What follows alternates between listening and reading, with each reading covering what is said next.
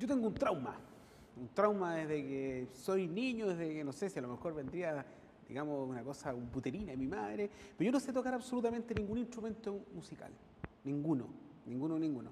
Gustándome demasiado la música, siendo un melómano, un pernillo, teniendo harta música y escuchar todo. Entonces, ¿se nace con ese talento? ¿Se puede crear ese talento? ¿Se puede reforzar, se puede buscar, se puede encontrar?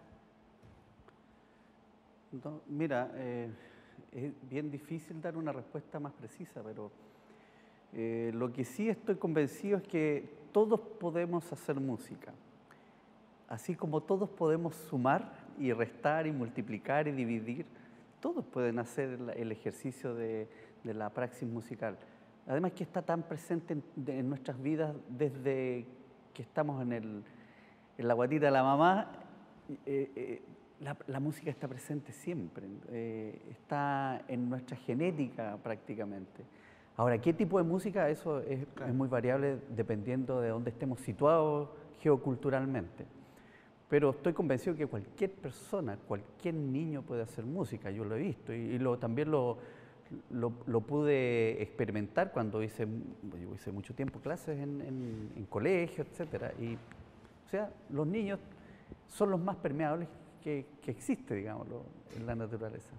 Félix, te doy la bienvenida a este programa Arte y Parte.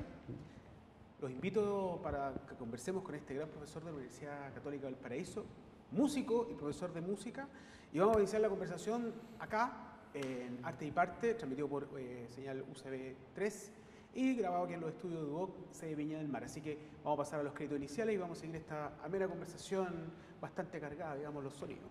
Sí, claro. Sí, porque siempre he tenido ese tema, nunca he podido tomar nada. Me acuerdo que en el colegio para mí era tema la clase de música.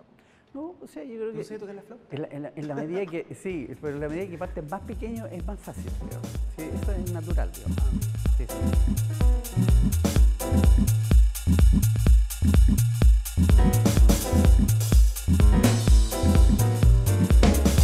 And it's so packed in here.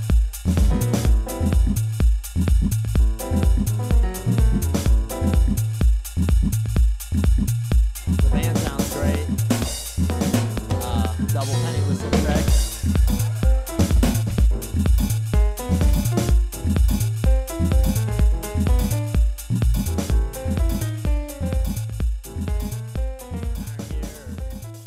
Bueno, entrando en materia, esta inquietud y este problema, este trauma de repente que uno lleva, digamos, me gustaría haber aprendido a tocar algún instrumento, ¿cierto?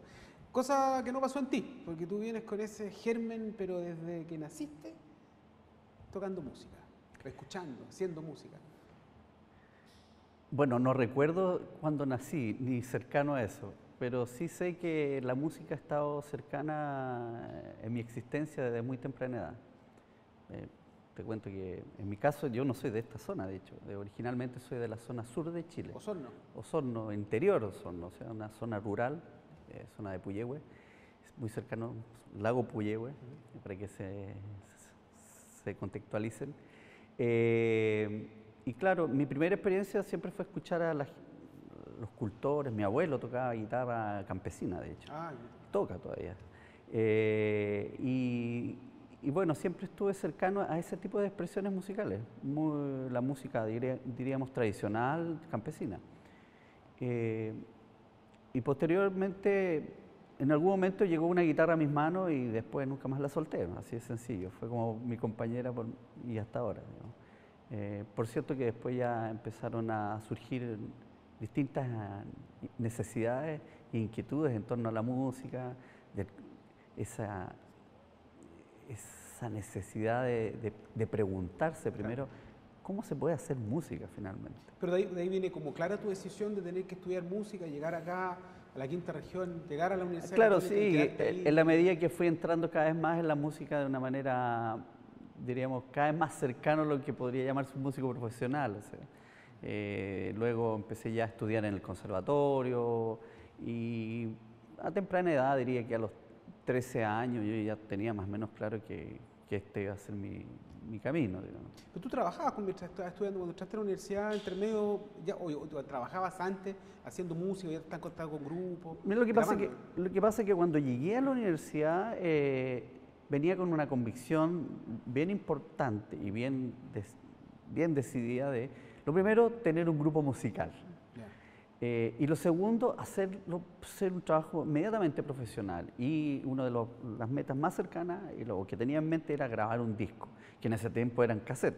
Claro. Estamos hablando del año 95, dice ahí. Entonces recién estaban apareciendo los CD, las grabaciones digitales. Y así fue que el primer grupo, diríamos, profesional que tuve en ese momento el grupo Transiente, que de hecho este año, hace poco, ¿Se ganaron un Pulsar ustedes con el...? No, con la Orquesta Andina fue eso.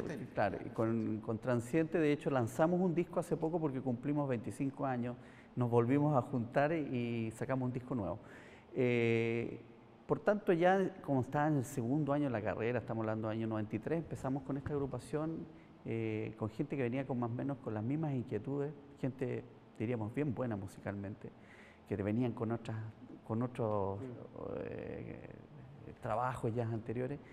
Así es que diríamos que fue bien intenso mi formación y además mi trabajo inmediatamente musical con agrupaciones que tenemos aspiraciones profesionales.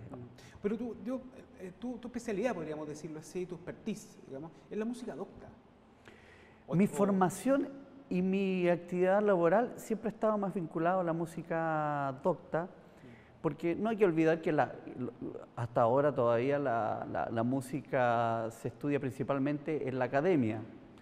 Y la academia siempre ha estado vinculada a lo que es la formación de la música docta. No hace mucho tiempo que comenzaron a aparecer lo que se llaman las academias de música popular. Claro, sí, perfecto. ¿Ya? Acá en Chile la primera que partió con esta idea es la Escuela Moderna, de la mano de una idea de un gran compositor de música docta, pero que también estaba muy vinculado a la música popular, que es Guillermo Rifo. Perfecto. Para seguir hablando un poco de la música docta, me gustaría que me presentaras el video Chasqui. Chasqui es una pieza que grabamos en el trabajo de DVD de los 10 años de la Orquesta Andina, y la pieza es de un compositor del grupo Coyaguara, una pieza antigua, que la orquestamos y le hicimos una especie de tipo concierto, porque además hay un solista en charango, que en este caso es Camilo Gómez, formado en la Orquesta Andina ya, y ahora ya él tiene su carrera como charanguista, como solista bien importante. Así que esta pieza es antigua, pero después le hicimos una versión orquestal.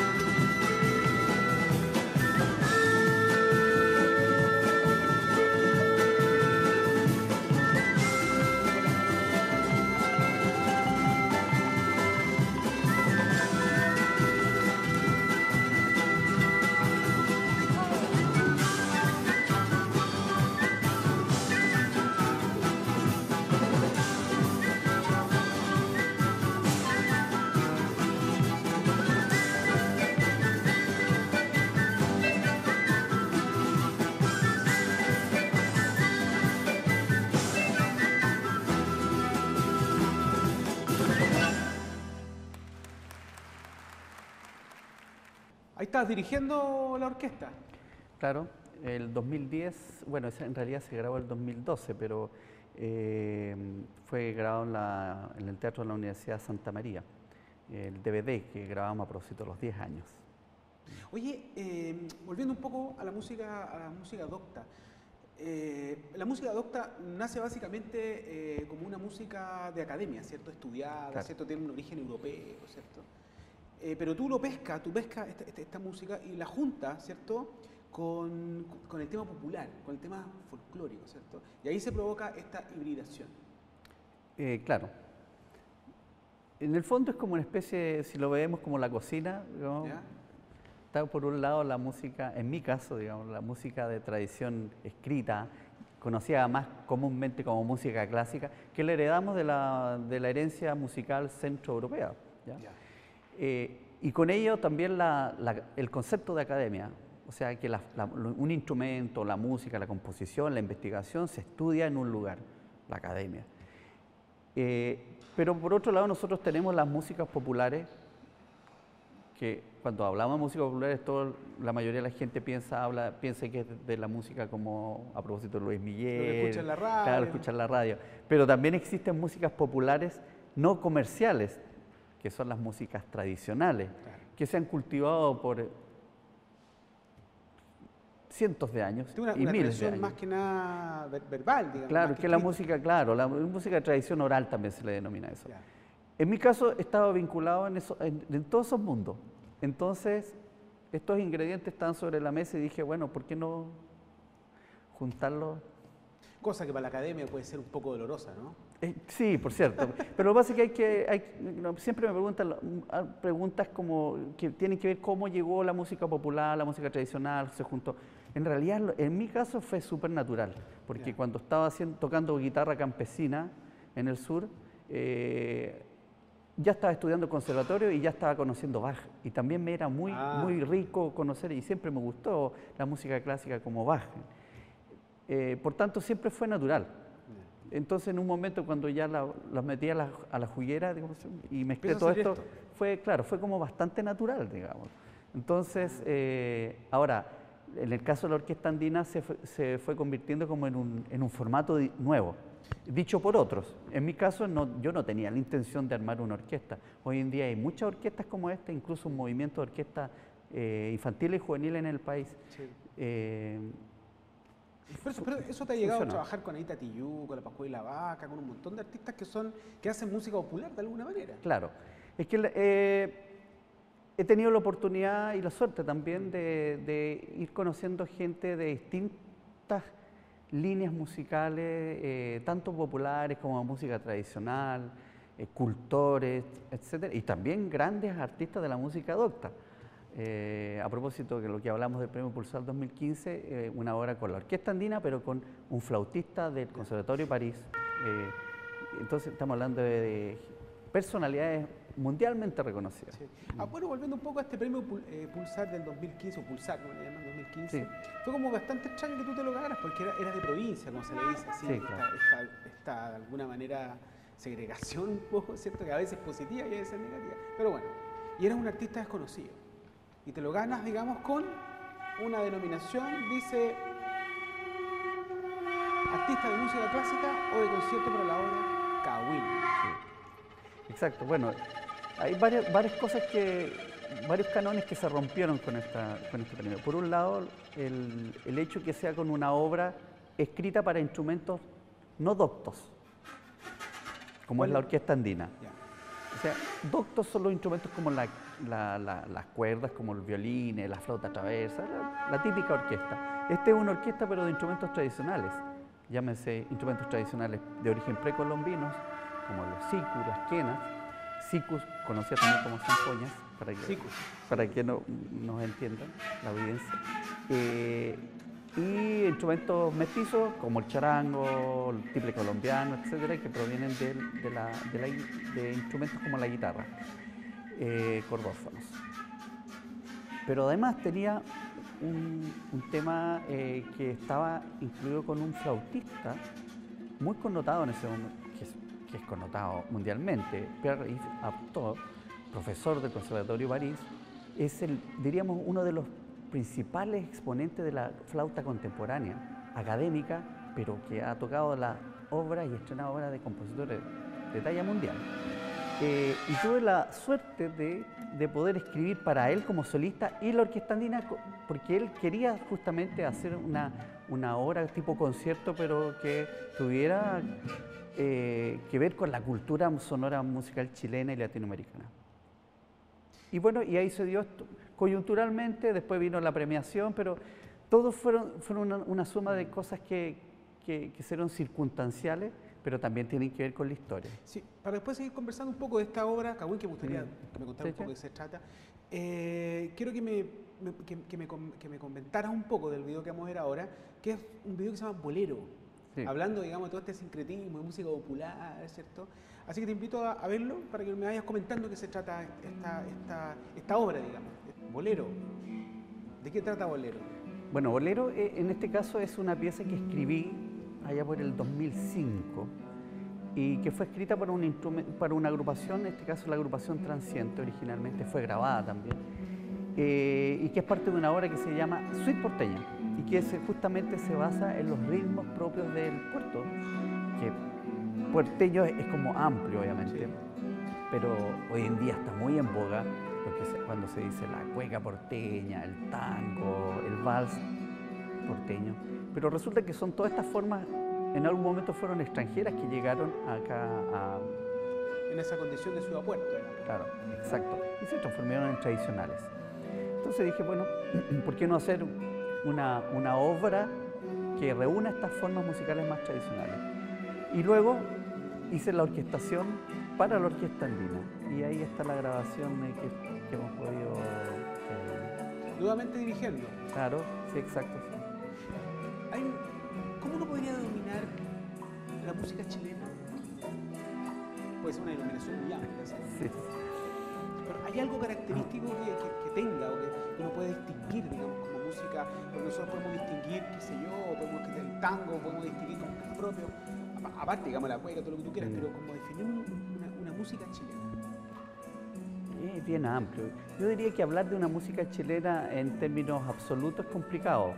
Cuando nosotros hablamos de la cueca, nadie se cuestiona que la cueca no es chilena, ¿no es cierto? Pero es también un concepto, digámoslo, porque no hay que olvidar que la cueca fue decretada como baile nacional. Baile nacional, pero en el momento que se decretó no era un baile que tuviera una irradiación geográfica real. Perfecto. O sea, en el norte de Chile no era una danza que tuviera una importancia relevante, ni en el extremo sur tampoco, ni en la zona de la Araucanía tampoco. Habían ciertas danzas similares. Pero bueno, a lo que quiero ir es que en el fondo, lo llamado chileno, hay dos posibilidades. Hay una que es construcción, así derechamente, entre lo que puede decretarse como la nominación de cueca y que posteriormente pasa a ser del dominio público y que pasa a ser parte de nuestro imaginario sonoro también. Ah, ok. Porque también hay una política, porque se difunde más, porque empieza a aparecer más en las radios, etcétera, porque se escribe más, porque se estudia en las escuelas, etcétera. Y hay otras músicas que también son chilenas, que no siendo decretadas como tal, son parte importante de la geocultura de una zona en particular, de una comunidad en particular, y que sí están ahí siempre y han estado por algunos casos miles de años, capaz. Claro, porque siempre uno tiende a escuchar la nueva canción chilena, los nuevos sonidos chilenos, ¿cierto? Entonces tiende como a ver, bueno, nosotros tenemos esa costumbre de tener que como cerrar ciclos, ¿no? Sí. Y cada 5 años pasa y aparece la nueva cultura popular, aparece la nueva canción chilena y así. Pero normalmente esas construcciones son posteriores. Son posteriores. Claro, la nueva canción chilena, de hecho, cuando se comenzó, se le puso eso después, digamos, como nominación. Claro. Hubo un festival, de hecho, de música. Eso es por marcar un cierto periodo, así como con cierto tipo de músicos que generan un tipo de sonido particular. Y también obedece a necesidades de la industria, en este caso musical. Claro. ¿Cómo definir? Cuando hablamos de rock, de pop, de world music, donde se empieza a introducir esta música, también tiene que ver con un mercado y darle como ciertas etiquetas que permitan circular de una manera más fluida, digamos, la música. Aparte, yo tengo la sensación actual que hay mucha música chilena actualmente circulando. Sin duda. Mucho buen compositor, mucho buen cantante. Yo creo que tiene que ver un poco con esa democratización, ¿cierto? Que tiene ahora la música, en que tú puedes grabar en tu casa, que ya no necesitas un sello, que tienes YouTube, que tienes un montón de canales, que incluso muchas veces las canciones son más escuchadas por Spotify o vistas en YouTube que por el mismo compradisco. Exacto, sí, tú has dado con el concepto clave, democratización. Creo que hoy día los medios digitales han democratizado de una manera significativa y cuantitativa y cualitativamente hablando. Entonces eso permite que podamos escuchar música de toda la orbe como tal. Nos podemos sentir más identificados con una u otra. Y pasa que los músicos chilenos, no sé si por naturaleza, pero curiosamente los músicos chilenos son muy reconocidos por ser muy elásticos, versátiles en la escena musical latinoamericana y también en el mundo. O sea, no es extraño que sean muy reconocidos los músicos chilenos. Por ejemplo, los guitarristas chilenos son reconocidos mundialmente, se ganan los principales concursos a nivel mundial desde hace un tiempo a la fecha. Y se le llama la armada de los guitarristas chilenos, así como es la armada de los tenistas. Por ejemplo, el fenómeno de la nueva canción chilena también generó una camada de músicos reconocidos internacionalmente que se codeaba con los principales exponentes de la música popular y clásica de los años décadas de los 70, 80, 90 inclusive. Y curiosamente, ese aura que se ha ido armando históricamente, sigue ocurriendo que hoy día tenemos exponentes cada vez mayor cantidad de músicos reconocidos, pero además muy buenos. Oye, Félix, volviendo un poco al tema de Kawin, porque lo habíamos dejado ahí. Claro. Me gustaría contar de qué se trata esa obra. Bueno, volviendo a lo que te estaba contando, la obra fue un encargo que me hizo el flautista y gran flautista chileno Alejandro Lavanderos. A propósito que venía este gran flautista Pierre Artaud a Chile. Ellos se conocían porque él había estudiado en Francia, había estado allá, con él también había estudiado, y surgió la idea de hacer una obra distinta, tipo concierto, pero no por el típico concierto para instrumentos solistas, que en este caso era flauta traversa, y la orquesta clásica. ¿Por qué no hacerlo con un instrumento que de alguna manera represente nuestra sonoridad y nuestra sonoridad más como chilenos y latinoamericanos? Bueno, a Artaud le pareció muy buena la idea y así se gestó esta obra y bueno, finalmente tuvo resultados bastante felices porque entre otras cosas está lo del premio Pulsar. Pero en realidad diríamos que ese es como la guinda de la torta. Sin embargo, el proceso para mí sin duda fue lo más importante, compartir con una personalidad tan relevante en la escena mundial como es Artaud, sin duda creo que es el mejor premio. Pero tienes otro premio más, otro mismo Pulsar. Sí, después, bueno, ese fue el primero. Como decías tú, en ese momento causó cierta como extrañeza. Primero que fuera de provincia el quien lo ganó, que normalmente la tradición que antes eran los premios Altazor, porque después se llamaron los premios Pulsar, eran todos vinculados a la escena musical de Santiago, ¿ya? O extranjeros de Frentón. Y en este caso ocurría que no, ¿ya? Y luego esto se fue consolidando porque después vinieron otros premios Pulsar de la región, como la misma Pascuala y la Vaca, etcétera. Y en el 2017, con la misma Orquesta Andina, con el disco de la Orquesta Andina Zumbidos, obtuvimos el premio Pulsar en la categoría Música de Raíz, como mejor artista de la música de raíz ese año. Que cabe mencionar que tuvimos la suerte también que fue el año de Violeta Parra, claro. En ese momento fue transmitido por el canal nacional TVN en un horario prime, por tanto nos dio mucho mayor visibilidad a lo que fue el 2015, obviamente. Sí. Y también tienes un trabajo con Víctor Jara, también trabajaste. Sí, en algunas producciones musicales, el año 99 de hecho saqué un disco con obra en homenaje a Víctor Jara. Bueno, hay mucho material en realidad. Y volviendo así al comienzo de la génesis, tú diriges la Orquesta Infantil Juvenil de Limache, ¿cierto? Del 2005. Volviendo un poco, retomando un poco la conversación Sí, acerca de bueno, este crecimiento. en realidad es del 2009, porque yo vengo, además, en mi faceta de formador, siempre he pensado que si a los niños se les entrega de temprana edad música seriamente enseñada, vamos a tener no solamente mejores músicos, que diría que es el último propósito en el ámbito de la formación, sino que vamos a tener personas más sensibles, educadas, personas más comprometidas con el otro, porque en un trabajo orquestal lo primero que deben aprender los niños trabajar en equipo, aprender a escucharse, cosa que hoy en día está entre dichos, ¿no es cierto? Este gran conflicto que tenemos las competencias blandas, como le llaman. En gran medida es porque no nos hemos escuchado. Sí.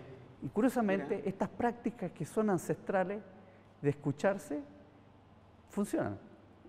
La experiencia me dice que un niño formado en la actividad musical de temprana edad y que sigue en esa actividad, tenemos como primera... Va a ser una mejor persona. Una mejor persona, finalmente. Oye, Félix, te quiero dar las gracias por haber compartido esta conversación bastante amena. Yo, como te digo, mi gran frustración es haber tocado algún instrumento. Pero, nunca es tarde. Nunca es tarde, pero he tratado, le pongo empeño, pero no pasa absolutamente nada. Así que te agradezco un millón de haber compartido en este capítulo de Arte y Parte. Así que me estoy despidiendo para otros capítulos más desde acá de los estudios de DUC UC Viña del Mar, acá en Chorrillo, y transmitido por UCB Señal 3. Así que nos estamos viendo en otro capítulo más. Muchas gracias. Oye, gracias por la conversación, estuvo divertida. Aparte, podemos haber conversado... Sí, no, pues es tanto tema. Sí, pues harto tema. Aparte que la música siempre aúna, es que en realidad cualquier cosa que tenga que ver con el arte siempre te aúna una conversación larga.